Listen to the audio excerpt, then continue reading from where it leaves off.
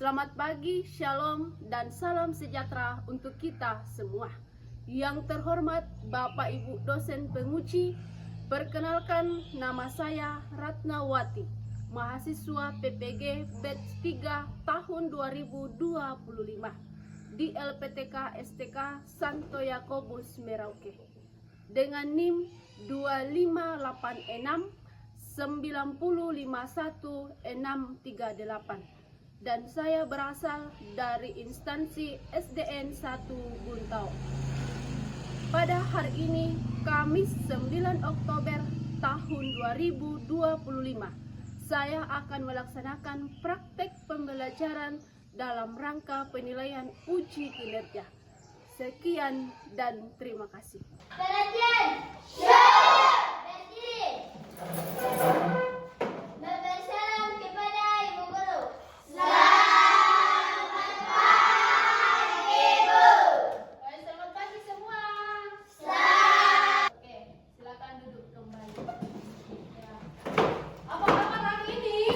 Baik, sangat baik, luar biasa. Puji Tuhan. Sebelum kita mulai pembelajaran kita hari ini, sebelumnya kita berdoa.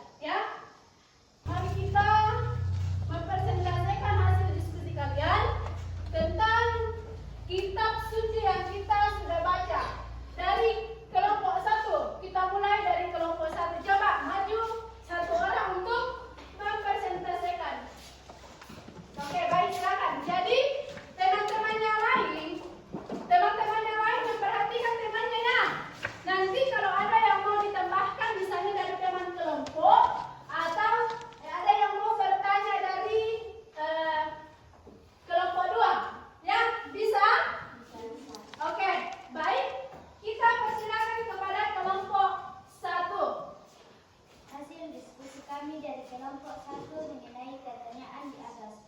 1. Apa yang diminta Raja Salomo dari Tuhan? Yang diminta Salomo adalah ia meminta hikmat kebijaksanaan. Kedua, apa janji Tuhan kepada Salomo? Janji Tuhan kepada Salomo adalah memberi kekayaan dan kemuliaan, memberi umur panjang, memberi hikmat yang luar biasa. Oke, baik. Terima kasih kepada kelompok 1. Sebelum kita duduk, ada yang mau dipertanyakan dari kelompok 2? Ada? Tidak. Sudah jelas? Sudah. Iya, baik. Terima kasih kepada kita. Kita baru tepuk tangan. Ya. Oke, kita akan duduk kembali. Terima kasih. Jadi, hasil diskusi kelompok 1 adalah, nah, bagaimana atau apa yang diminta Raja Salomo? Ya, yang diminta Raja Salomo adalah meminta hikmat dan kebijaksanaan. Itu saja yang diminta Raja Salomo. Ibu sudah katakan tadi bahwa Raja Salomo ini tidak meminta uang, ya, tidak meminta kekayaan, tidak meminta apalagi makanan, minuman, tetapi Raja Salomo hanya meminta hikmat dan apa? Kebijaksanaan. Ya, itu saja yang diminta oleh Raja Salomo. Nah, siapa mau seperti Raja Salomo? Siapa mau? Mau semua? Mau. Tentu anak-anakku sekalian, kita harus melihat sikap Salomo. Salomo ini betul-betul mempunyai sikap yang baik. Ya. Selalu menilai atau melihat mana yang baik dan mana yang jahat. Itu pertanyaan pertama dari kelompok 1. Yang kedua, apa janji Tuhan kepada Salomo? Janji Tuhan kepada Salomo dikatakan kelompok 2 tadi bahwa memberi kekayaan dan kemuliaan, memberi umur panjang, memberi hikmat yang luar Biasa. Nah, itu yang dijanjikan Tuhan kepada siapa? Siapa? Salomo.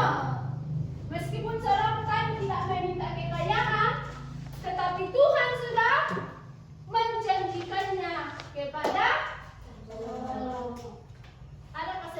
Adakah di sini seperti Salomo? Biar tidak minta uang sama mama bapaknya tetap dikasih. Ada? Ada? Masa? Tetapi jangan sampai pelaku dia minta uang sama mamanya, lalu tidak ada uangnya mamanya, lalu mengatakan begini, tidak usah pergi ke sekolah. Ada seperti itu? Ada? Pasti ada, saya yakin dan percaya. Atau biasanya pergi marah-marah. Ya? Saya tidak mau pergi ke sekolah karena ini. Bapak saya tidak kasih uang. Saya mau dibelikan motor. Tetapi orang tua saya tidak memberikan uang untuk membeli motor. Ya? Saya tekankan lagi anak-anakku, kalau kita meminta kepada orang tua kita lalu tidak ada, kita harus bagaimana? Oh betul, dijawab Daniel, harus apa? Sabar dan selalu sabar. Nanti orang tua kita memberikan ketika sudah ada. Jangan dipaksakan orang tua ya. Iya. Jangan sampai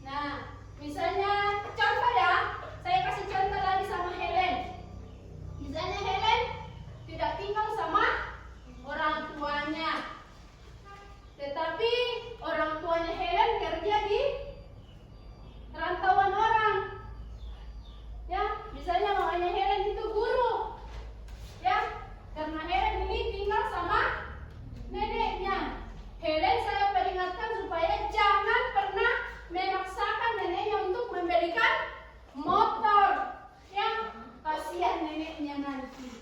Ya. Kecuali kalau Helen telepon mamanya, mama saya mau beli buku, mama saya mau beli baju sekolah, mama saya mau beli sepatu, tapi saya mau ambil uang dari mana karena nenek saya sudah tua. Begitu baru bagus ya. Contoh saya ya, misalnya Auren di rumah itu sering marah-marah karena tidak dikasih uang. Ya, saya tidak mau kerja ini.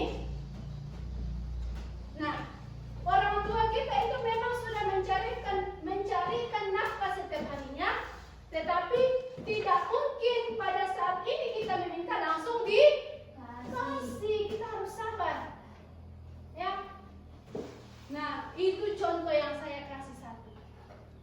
Yang kedua, berkaitan dengan pembelajaran kita pada hari ini. Ya. Di mana di situ ada cinta kasih sesama. Cinta kasih kepada orang tua kita. Terlebih kepada siapa? Tuhan. Ya. Nah, itu diskusi kelompok satu. Sekarang kita persilakan kelompok 2. Oke, baik. Silakan. Kelompok 2 silakan maju untuk mempresentasikan hasil diskusinya. Silakan, Bu Den. Hasil diskusi kami dari kelompok 2 mengenai pertanyaan di atas. Apa yang Raja Salomo lakukan setelah bermimpi bertemu dengan Tuhan di Gibeon? Yang Salomo lakukan setelah bertemu dengan Tuhan di Gibeon adalah kembali ke Yerusalem, berdiri di depan tabut perjanjian Tuhan, mempersembahkan korban bakaran dan korban keselamatan. Bagaimana cara Salomo menentukan ibu yang sesungguhnya dari bayi yang hidup tersebut? Cara Salomo menentukan ibu yang sesungguhnya dari bayi yang hidup tersebut adalah ketika dua perempuan memperebutkan satu bayi dan mengaku sebagai ibunya. Raja Salomo berkata, "Belalah bayi ini, hidup itu menjadi dua dan berikan separuh kepada masing-masing perempuan." Jadi cara Salomo menentukan ibu yang sesungguhnya adalah dengan melihat siapa yang benar-benar memiliki kasih dan belas kasih seorang ibu sejati terhadap anaknya. Oke, baik. Tepuk tangan untuk kelompok 2 yang telah memberikan hasil diskusinya pada hari ini. Kita berikan tepuk tangan. Sebelum udah duduk, ada yang mau bertanya di kelompok 1? Tidak ada? Jelas semua? Oke, baik. Silakan duduk, Oren. Nah, pertanyaan tadi dari kelompok 2. Apa yang Raja Salomo lakukan setelah mimpi bertemu dengan Tuhan di Gibeon? Nah, apa yang Gibeon lakukan? Kembali ke Yerusalem, berdiri di depan tabut perjanjian Tuhan, mempersembahkan korban bakaran dan korban keselamatan. Nah, bayangkan, ketika Salomo bertemu dengan Tuhan, maka Salomo ini mempersembahkan korban bakaran dan korban keselamatan. Ya, nah, korban bakaran yang dipersembahkan Raja Salomo adalah dia pergi mengambil seekor kambing untuk dipersembahkan di bait Allah. Ya, dia selalu setia kepada janji Tuhan. Ya, dia selalu melakukan kebaikan yang dijanjikan Tuhan kepada Salomo. Ya. Nah, di situ ada lagi muncul bahwa Salomo ini selalu berbagi kasih dengan siapa? Sesamanya. Ya.